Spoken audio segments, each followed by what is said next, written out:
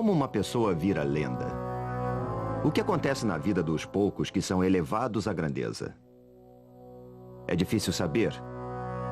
Mas em toda a história, há apenas um pequeno número de figuras que realmente se sobressaíram.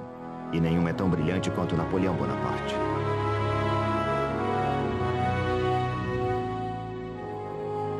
Este é o sepulcro do mais famoso líder do mundo.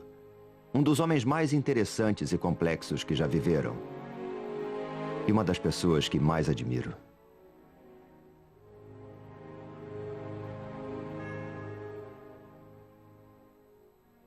Napoleão Bonaparte está enterrado aqui.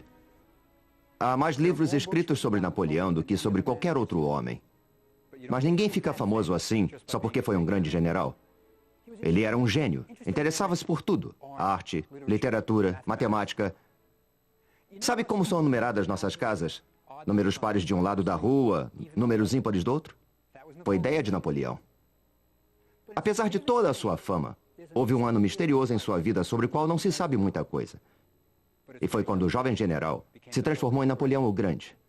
Foi o ano que mudou o mundo.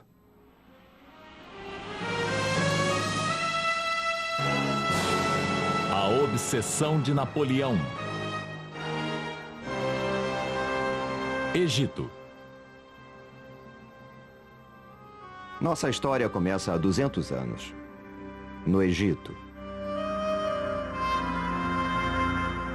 Uma terra quase desconhecida pelos europeus da época. Era um país que havia perdido contato com o seu passado glorioso. Seus enormes templos e monumentos estavam envoltos em mistério. Ninguém conseguia decifrar seus antigos documentos. Na época de Napoleão, o Egito era um país islâmico. A silhueta da capital, Cairo, era dominada pelas mesquitas e minaretes dos fiéis.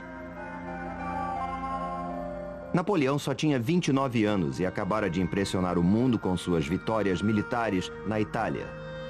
Ele pretendia consolidar sua glória e sua fama conquistando o Egito.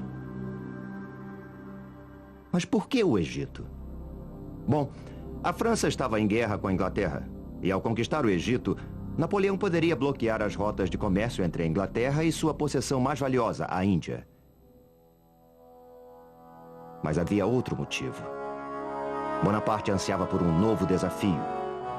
Ele escreveu: "A Europa é como um cupinzeiro, desmorona facilmente. Meu momento de glória já passou e essa pequenina Europa não me deu toda a glória que mereço. Precisamos caminhar para leste. Foi lá que as grandes figuras foram buscar a glória." E na sua busca por glória e fama, Napoleão seguiria os passos de seu ídolo, Alexandre o Grande. Ele singraria para o Egito, aquela terra exótica que estava, havia séculos, isolada do mundo ocidental.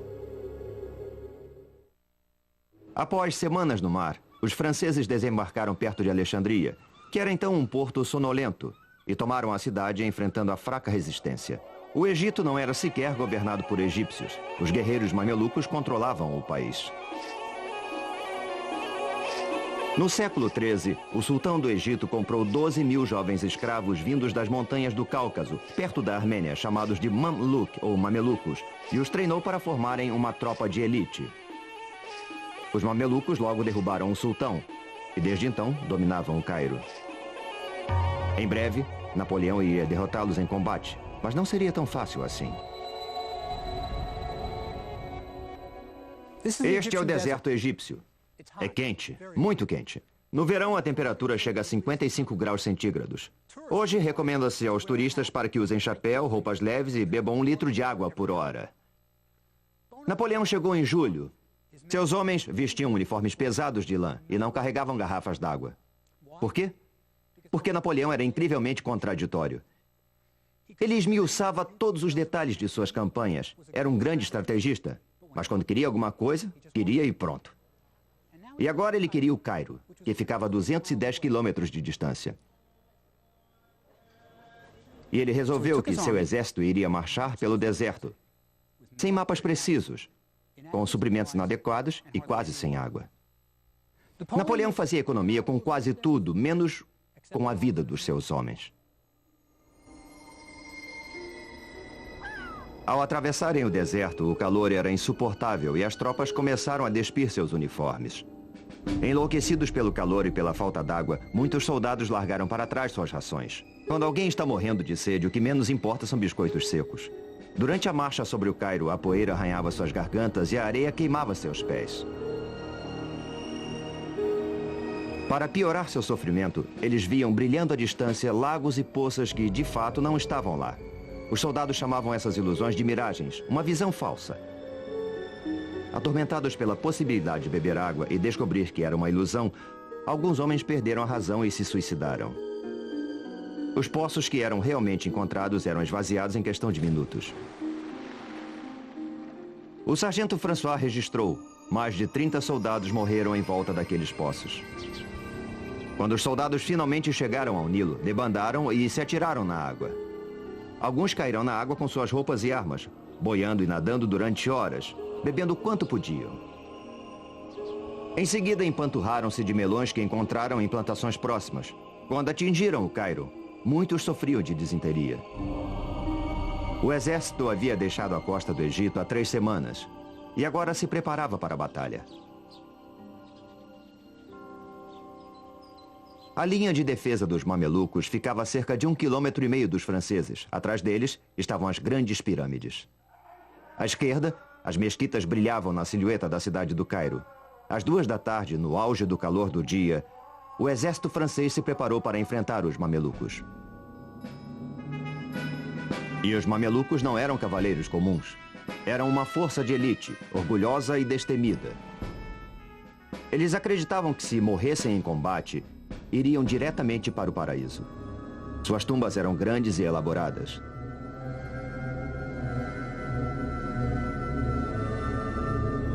Napoleão deu ordens para que suas divisões se colocassem em formação quadrada, tradicional. Rifles apontados para fora, suprimentos e cavalaria ao centro e artilharia nos 4 cantos. A Batalha das Pirâmides foi inédita. Pela primeira vez na história, um exército profissional europeu enfrentava uma força oriental de elite. A batalha poderia ser intitulada O Leste enfrenta o Oeste. Os mamelucos estavam preparados e confiantes. Trajando roupas exóticas e armados com punhais, rifles, machados de batalha e pistolas, os mamelucos pareciam uma força imbatível. Napoleão sempre soube como inspirar seus homens.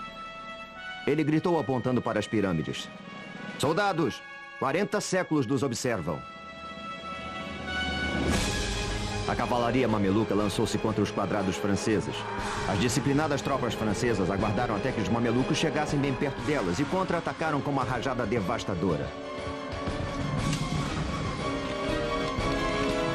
O ataque foi repetido. O resultado foi o mesmo.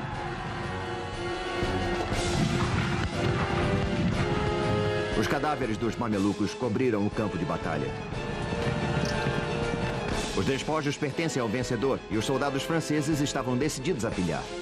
Eles limparam os mamelucos caídos de suas joias, ouro, prata e recolheram suas belas armas. Era o prêmio que recebiam por tudo que tinham sofrido. As coisas pareciam ir muito bem. Napoleão havia conquistado o Egito. Bem, Bonaparte havia capturado o Cairo e seus oficiais logo ocuparam os palácios abandonados pelos mamelucos, às vezes herdando até seus haréns. De certa forma, o Cairo de 200 anos atrás era composto por 2 cidades. Havia o Cairo das multidões, lotado de bazares atraentes que ofereciam produtos exóticos de todo tipo, de incenso a mirra. Os artesãos faziam cestos, tapetes, cerâmica. Os soldados franceses ficaram fascinados com os mercados cobertos e trocavam os botões de suas túnicas por mercadorias. Além dos badulaques ao mesmo tempo estranhos e maravilhosos do bazar, havia o mercado de escravos, onde, pelo valor de 1 mês de salário, você podia comprar uma jovem escrava. E havia também o glorioso Cairo dos mamelucos, cujos misteriosos palácios eram cheios de quartos secretos.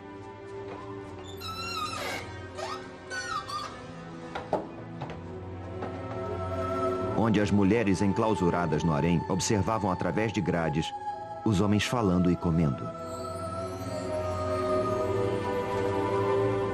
Os mamelucos viviam em um grande luxo, com mosaicos nos pisos e escadarias de mármore. alabastro e granito polido. Havia um banheiro em cada andar e as janelas eram de vidro. Napoleão ocupou a casa de um dos mamelucos que haviam fugido do Cairo. Mas havia mais do que palácios e luxo.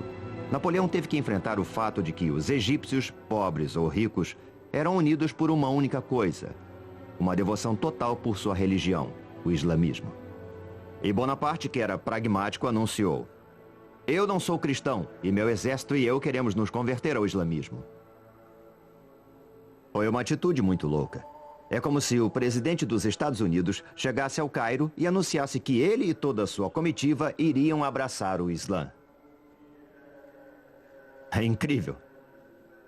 Mas é claro, é preciso lembrar que Napoleão acabara de vivenciar a Revolução Francesa. Ele era um radical e dizia coisas que nenhum outro general no mundo ousaria dizer. Mas havia um certo problema com a conversão em massa. Os islamitas não bebem álcool e todos os homens são circuncidados. Duas propostas que não eram exatamente do agrado dos soldados franceses. Com o exército acampado no Cairo, Napoleão deve ter ficado feliz. Ele acabara de derrotar os mamelucos e era o dono do Egito. Mas foi então que ocorreu um desastre. Napoleão, de fato, havia derrotado os mamelucos e se apossara do Egito. Mas sua sorte não duraria muito. Nesta baía em Abukir, na costa mediterrânea do Egito, Napoleão se depararia com o desastre. Sabe, ele não estava sozinho. A frota britânica, comandada pelo maior almirante da Inglaterra, Horatio Nelson, andava procurando seu inimigo, os franceses. E ele conseguiu finalmente encurralar sua presa em Abukir. O almirante francês queria levar sua frota para um porto mais seguro. Mas Napoleão insistiu que ela permanecesse em águas egípcias. Foi uma decisão que iria lhe custar caro. Isso porque a Baía de Abukir é um pesadelo para qualquer almirante. Uma baía rasa e sem proteção, que só é utilizada hoje por pescadores. E mesmo eles jamais sonhariam com passar a noite aqui, muito menos passar um mês ancorados neste local. O almirante francês Brie ancorou sua frota o mais perto da costa que ele julgava possível e mandou apontar todos os canhões para o mar aberto, prevenindo-se para o caso de Nelson vir a atacar, que foi exatamente o que aconteceu. Às 2 horas da tarde do dia do 1º de agosto, Nelson viu a frota francesa inteira ancorada na Baía de Abukir. Se ele parasse para aguardar o restante de sua frota, teria que esperar umas 6 horas para atacar. Ele só podia contar com 2 horas antes de o sol se pôr. Mas mesmo assim, Nelson resolveu se engajar na batalha naval mais espontânea de toda a história. Os franceses esperavam que os ingleses fossem respeitar as normas tradicionais de combate e aguardar o nascer do sol para alinhar seus navios em oposição aos navios franceses e abrir fogo contínuo até que um dos lados se rendesse. Mas Nelson resolveu romper com todas as normas e partiu direto para o ataque. Quando a frota britânica chegou mais perto da linha dos franceses, ficou claro que eles poderiam se meter entre a costa e os navios franceses que estavam ancorados. Os franceses não podiam imaginar que seriam atacados da praia, por isso não tinham nenhum canhão apontado naquela direção. E assim viraram alvos estáticos sem defesa. A batalha atravessou a noite e o rugir dos canhões e os gritos dos feridos e moribundos encheram o ar.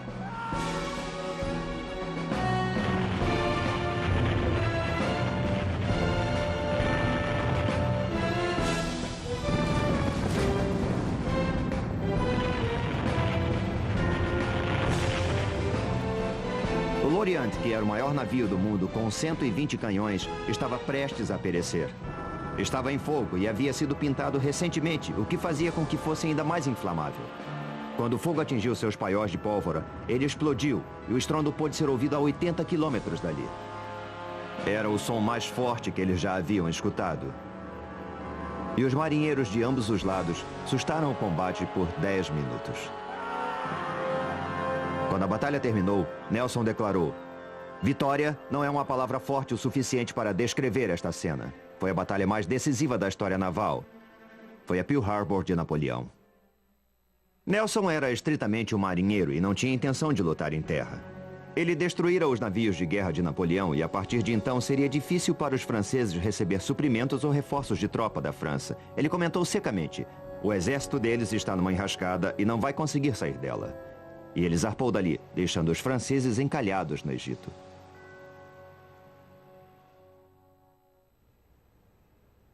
Imagine a situação de Napoleão.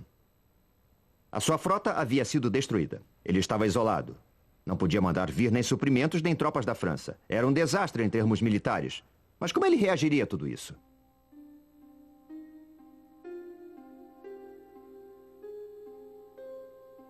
Ele funda um instituto de estudos científicos no Egito. Ele não é um soldado como os outros. Ele é um general com uma tremenda força de vontade e enorme habilidade intelectual. O Instituto de Napoleão foi constituído por cientistas, pesquisadores e artistas que ele havia trazido consigo para estudar todos os aspectos do Egito.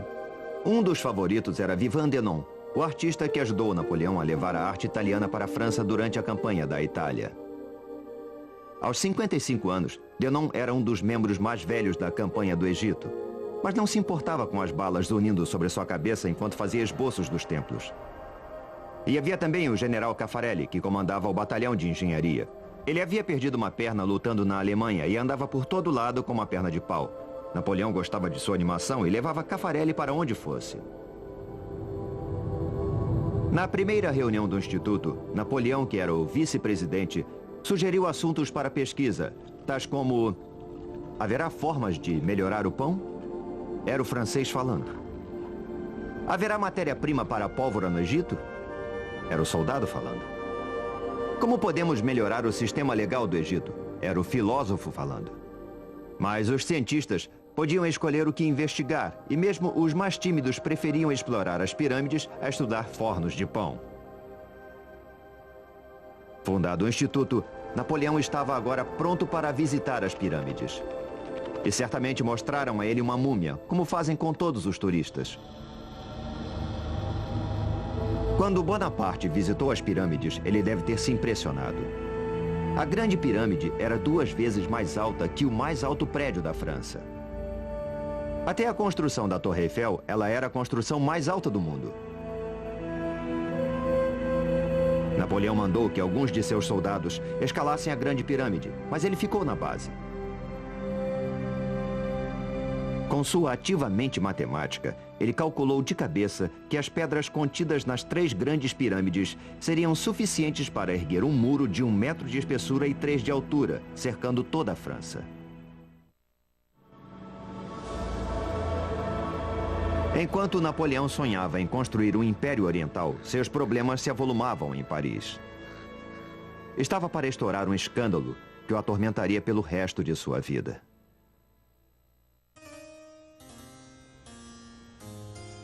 Antes de sair da França rumo ao Egito, Napoleão havia se casado com Josefina, uma viúva mais velha do que ele, que tinha péssima reputação.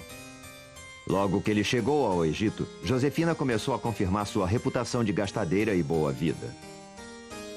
Ela gastava o dinheiro de seu marido como se fosse água. Comprou Malmaison, um castelo nos subúrbios de Paris, e passou a mobiliá-lo em alto luxo. Ela era indiscreta. Exibia-se em Paris com uma série de rapazes elegantes. O povo começou a falar. Napoleão preferiu ignorar as cartas que chegavam a ele, acusando-a de infidelidade, tentando negar o óbvio. Napoleão entendia muito bem de homens. Ele conseguia que eles fizessem tudo o que ele queria. Mas quando chegava a vez das mulheres, ele ficava perdido. Não fosse assim, ele jamais teria se casado com Josefina. Napoleão teve finalmente que reconhecer a realidade da infidelidade de Josefina. Aborrecido com as travessuras de Josefina, Napoleão logo encontrou guarida nos braços de Pauline Fourré, que tinha 20 anos e era casada com um de seus tenentes. O tenente Fourré foi transferido para Paris e Pauline mudou-se para uma mansão vizinha de Napoleão. Enquanto o amor florescia entre o casal, o Instituto Científico iniciou seus estudos sobre o Egito. O artista Denon ficou maravilhado com a visão da esfinge e escreveu: embora suas proporções sejam colossais, os contornos que foram preservados são tão graciosos quanto puros. A expressão da face é gentil, graciosa e serena. A boca, com lábios grossos, tem uma curva sensual e um acabamento realmente admirável. É como se ela estivesse viva. Denon queria ver o restante do Egito e acompanhou o exército francês que perseguia os mamelucos ao sul. Ele seria o primeiro europeu a fazer imagens dos monumentos do sul que remontam ao passado remoto do Egito. Ele teria a sorte de se maravilhar com os grandes templos, em Karnak e em Luxor. de desenhar as misteriosas esculturas do Vale dos Reis e de apreciar os colossos de Memnon. Ele registrou tudo. Seu único receio era não ter tempo ou materiais em quantidades suficientes. E, de fato, os seus lápis terminaram e ele resolveu o problema derretendo balas de chumbo e improvisando. Em inglês, a expressão lápis de chumbo persiste até hoje. Encantado com as antiguidades do Egito, Denon sempre pedia aos soldados mais tempo para desenhar os templos e as tumbas. Ele foi o primeiro artista profissional a entrar no Vale dos Reis, o lendário local de sepultamento dos faraós do Egito. Denon nunca havia visto uma paisagem semelhante. Um vale isolado de uma brancura que brilha ao sol, completamente estéril, e com o que pareciam ser cavernas cavadas nas encostas cheias de detritos. As tumbas dos reis ficavam lá dentro. Ele quase se desesperou tentando registrar as pinturas das tumbas com suas cores vibrantes. Como é possível abandonar estas preciosidades sem fazer um registro delas? Como retornar sem um desenho para mostrar? Eu implorei por um quarto de hora. Me deram 20 minutos. Uma pessoa segurava uma fita métrica sobre cada objeto para qual eu apontava, e eu pude terminar minha tarefa com graça e perfeição. Denon não era o único cientista que trabalhava no Vale dos Reis na ocasião. 2 dos membros mais jovens do Instituto, René de Villiers e Prosper Gelois, estavam lá também, aproveitando-o ao máximo.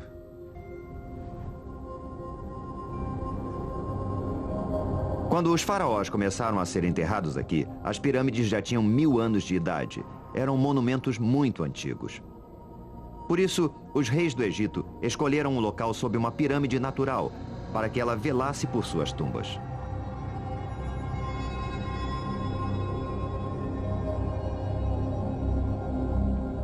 Os 2 jovens engenheiros, alegres e em busca de aventuras, subiram do Vale dos Reis para outro vale, onde não havia tumbas pelo que se sabia. Eles descobriram uma.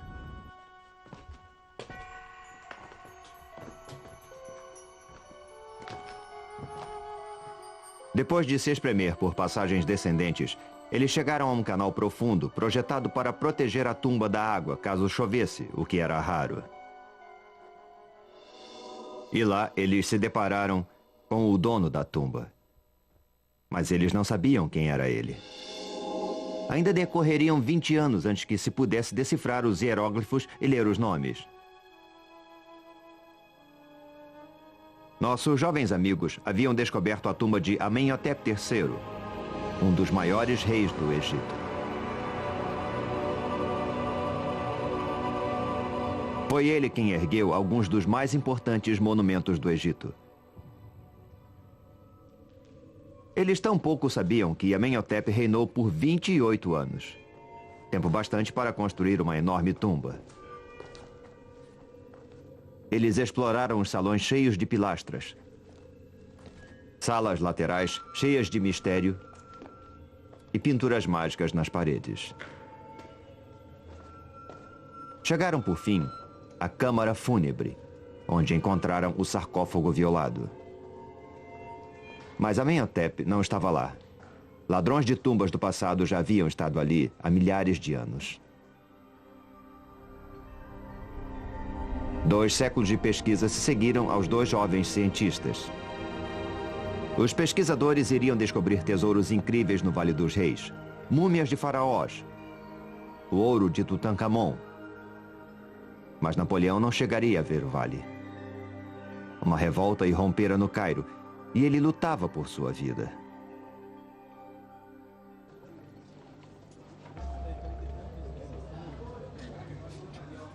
Assim como hoje, os egípcios se reuniam nas casas de café do Cairo para fumar e beber o forte café turco. Nem pensar em leite por aqui. A conversa era sempre sobre política e sobre a invasão francesa, mas os sussurros eram de revolta. Napoleão começava a perder controle sobre a cidade. Durante o tempo todo, Bonaparte tentou convencer os egípcios de que ele era um islamita, como eles, amigo deles e seu libertador. Eles nunca acreditaram nele. Além disso, os impostos que ele impusera para financiar seu exército os asfixiavam. E ainda havia outros problemas. Um escritor árabe da época anotou: a presença dos franceses no Cairo era intolerável. Especialmente quando os egípcios viam suas próprias mulheres e filhas caminhando pelas ruas sem véus, parecendo serem de propriedade dos franceses, com quem eram vistas em público e com quem dormiam. Perante esses fatos, os islamitas morriam de vergonha. A revolta começou a ferver. Os líderes religiosos do Cairo pregavam de seus púlpitos contra os infiéis franceses, e no dia 21 de outubro, espolcou a revolta. Um dos líderes religiosos gritou: que todos os que acreditam no único Deus se encaminhem para a mesquita de Al-Azhar. Hoje é o dia de lutar contra o infiel. Às 6 da manhã, os fiéis do Islã já estavam correndo pelas ruas apinhadas do Cairo, carregando paus e mosquetões. Não demorou muito e pequenos grupos de soldados franceses foram atacados e o general Dupey, que comandava a região do Cairo, foi morto. Napoleão, enfurecido, ordenou de seu quartel-general que todos os canhões da cidadela fossem apontados para a mesquita de Al-Azhar e que abrissem fogo sobre ela e tudo que houvesse ao seu redor. O canhonaço durou 12 horas.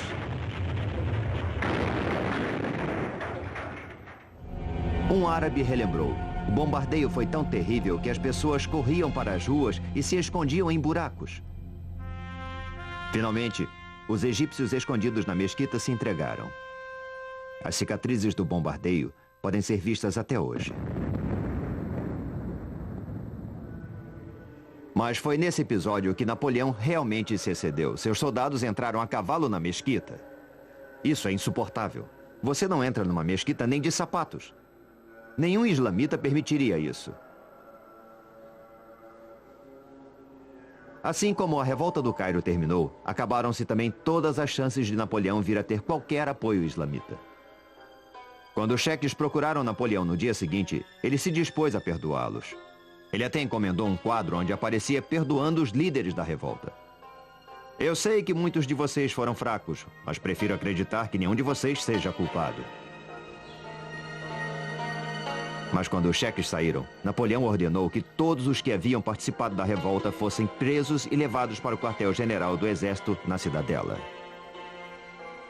Lá, em segredo, de madrugada, os rebeldes foram decapitados e seus corpos lançados ao Nilo. Napoleão estava aprendendo a se comportar como um ditador oriental. Napoleão só havia passado 4 meses no Egito, mas muita coisa já havia acontecido. Ele derrotara os mamelucos, estabelecido um instituto científico, perdido toda uma frota, esmagado uma revolta e descoberto que sua esposa, Josefina, o traía. Agora ele enfrentava outro problema. Os turcos estavam concentrando tropas na Terra Santa. Bonaparte resolveu marchar até lá e destruí-los antes que eles se tornassem uma ameaça séria contra ele. Seu exército passou por muitas vilas, sem sofrer resistência, e chegou a Jaffa, que hoje é um subúrbio de Tel Aviv. Por trás dos muros da cidade, 3.000 soldados turcos uniram-se aos cidadãos para resistir. Napoleão bombardeou a cidade com tudo o que tinha. Finalmente, ele enviou emissários para negociar as condições da rendição. Mas os turcos mataram os emissários e mostraram suas cabeças do alto das fortificações. Quando as tropas francesas conseguiram, por fim, tomar a cidade, foram à loucura.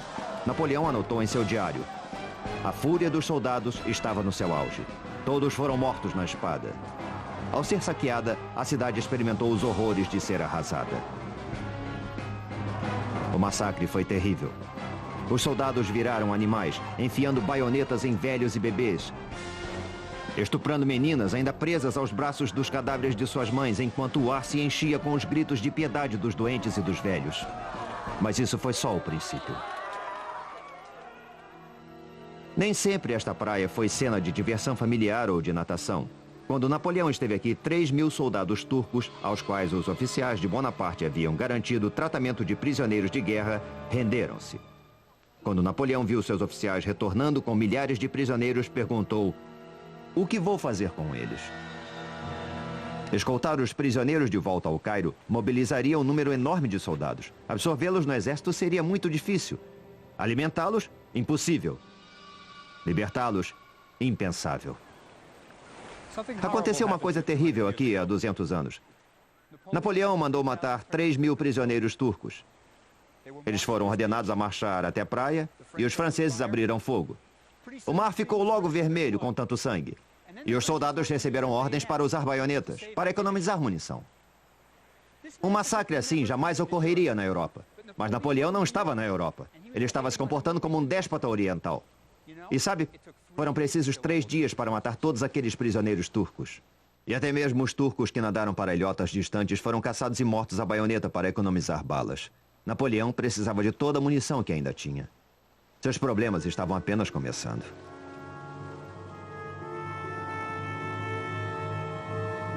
Quando Napoleão penetrou na Terra Santa, a peste estava a toda força e ele perdia dezenas de soldados a cada dia.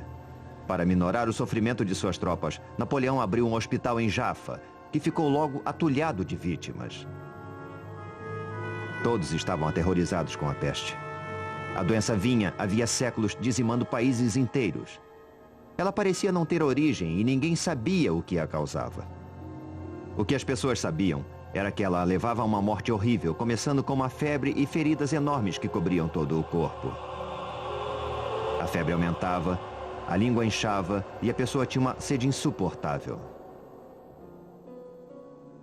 A peste matava dezenas de homens todo o dia.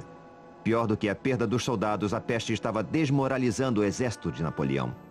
E os soldados tinham medo de tratar seus colegas doentes. Napoleão tinha que dar um basta ao pânico. E então ele declarou que a causa da peste era o medo e que a coragem era a cura. Como o diagnóstico médico não era essas coisas, mas queria provar sua tese. Ele foi então até o hospital da peste. Conversou com os doentes e então, mestre dos grandes gestos que era, chocou a todos. Aos seus pés estava um cadáver asqueroso. O uniforme do soldado estava manchado pelas pústulas que haviam estourado. E o que ele fez? Ele se ajoelhou, pegou o morto em seus braços, carregou-o até um lugar mais digno para o seu repouso e o colocou lá. Que se diga o que for sobre Napoleão, ele não tinha medo.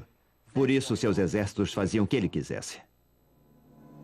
Mais tarde, Bonaparte faria com que esse evento fosse imortalizado numa pintura, onde o soldado morto é mostrado vivo, e o hospital aparece bem mais majestoso do que realmente era. E a lenda crescia. Por mais horrível que fosse, a peste não era o maior inimigo de Napoleão. Esse ainda estava por aparecer. Quando o exército de Napoleão chegou à cidade de Acre, teve que enfrentar um dos tiranos mais cruéis da Terra Santa, o Pachá de Zejar, que era conhecido como o açougueiro, porque a maioria de seus serviçais era mutilada, faltava-lhes uma orelha e um olho, punição por erros.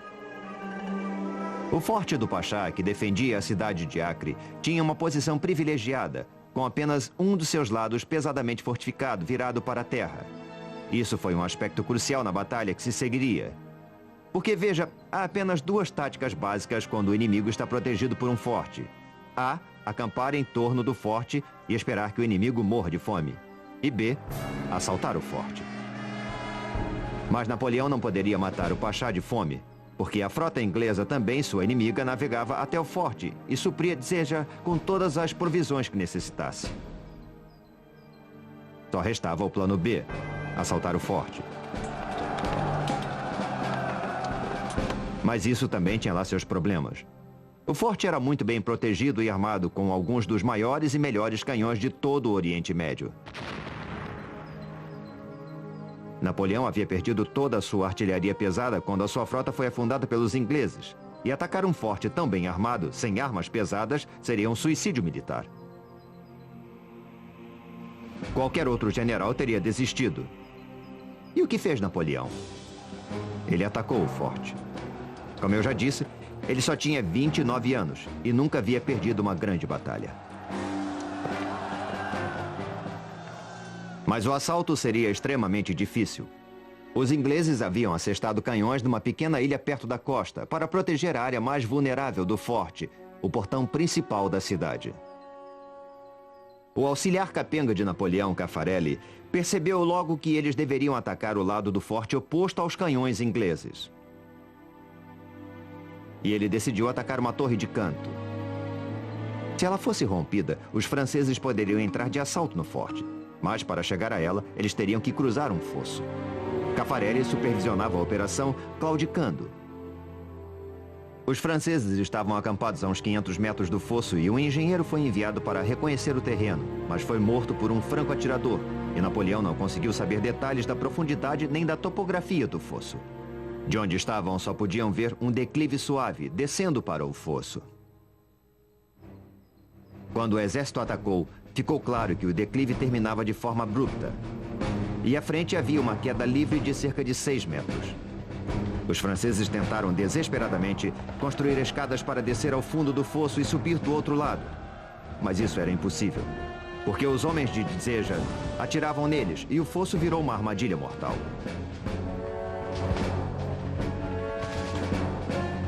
Napoleão odiava situações de sítio porque as tropas eram forçadas a atacar uma pequena área. Ele gostava de batalhas que envolvessem movimentos de tropa, onde sua estratégia genial pudesse ser utilizada. O sítio não era o seu esporte predileto. E suas tropas começavam a ficar sem munição. Ele mandou imprimir uma ordem do dia especial, encorajando seus homens a penetrar no campo de batalha e recuperar balas de canhão. Cada homem era pago de acordo com o tamanho da bala de canhão que ele conseguisse recuperar.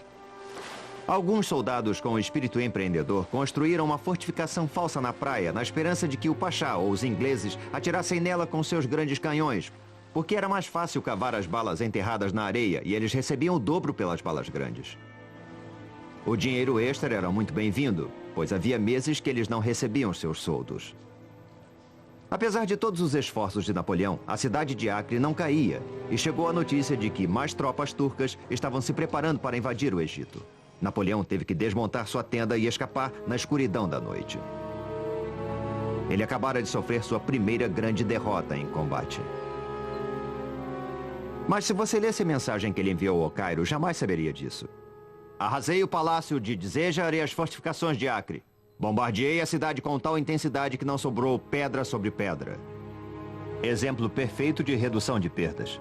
O forte continua lá até hoje na costa de Israel.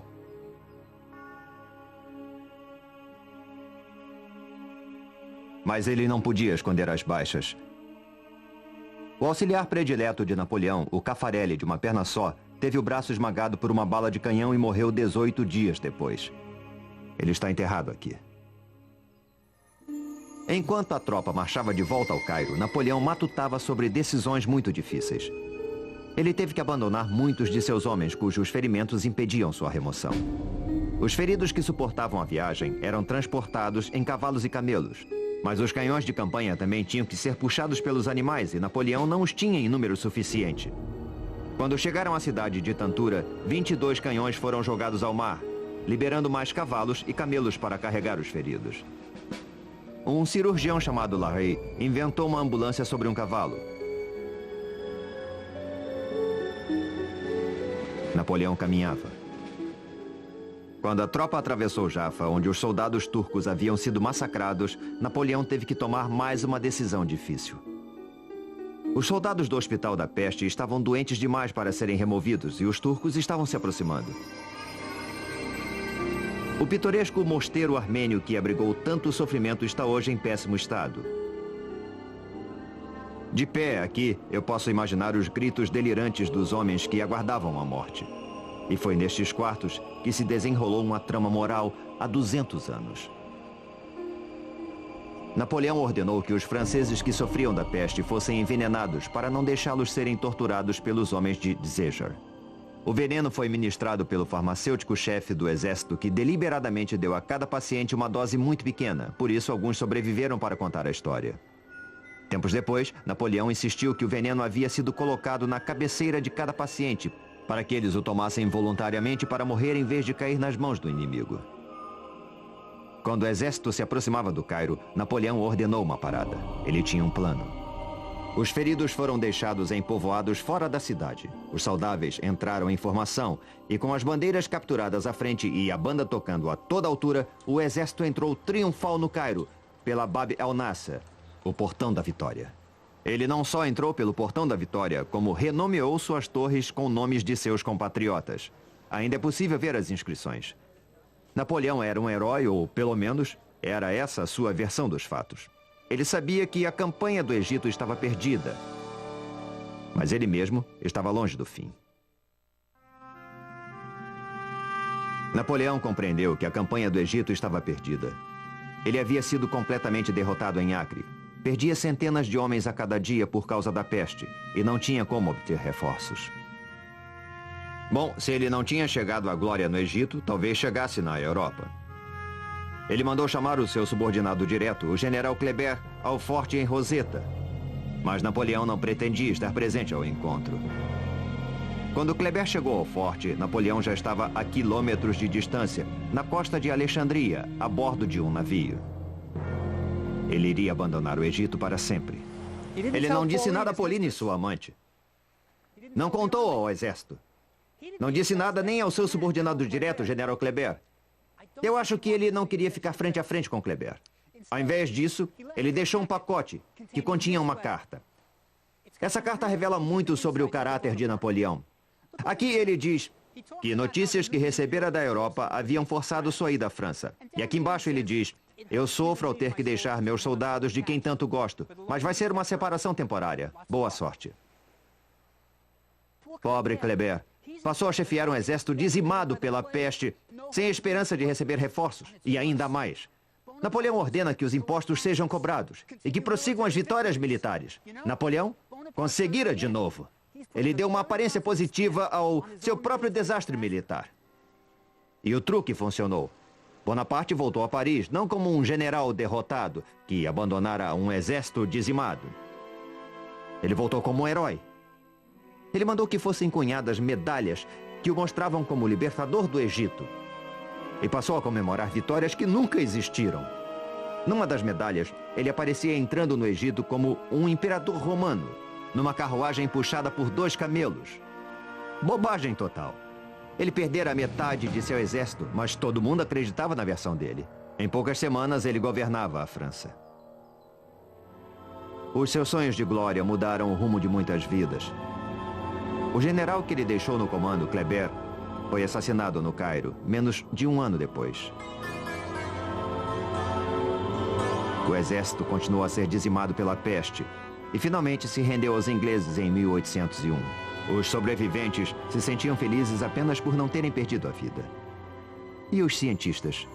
Continuaram a colecionar antiguidades, pássaros e plantas até o dia da rendição. Quando eles souberam que todos os seus desenhos e coleções seriam confiscados, preferiram ir para a Inglaterra com seus espécimes do que voltar para a França sem eles. Os ingleses foram bonzinhos e deixaram que ficassem com tudo. Bom, com quase tudo. Sabe, alguns dos pesquisadores passaram todo o tempo copiando as inscrições em hieróglifos na esperança de que isso facilitasse a tarefa de decifrar a antiga linguagem. Aí eles deram sorte. Quando os soldados estavam escorando as fundações do forte em Roseta, encontraram antigos blocos de pedra marcados com hieróglifos. Um desses blocos, uma pedra grande, tinha inscrições tanto em hieróglifos quanto em grego arcaico. Eles sabiam que haviam encontrado uma coisa muito importante.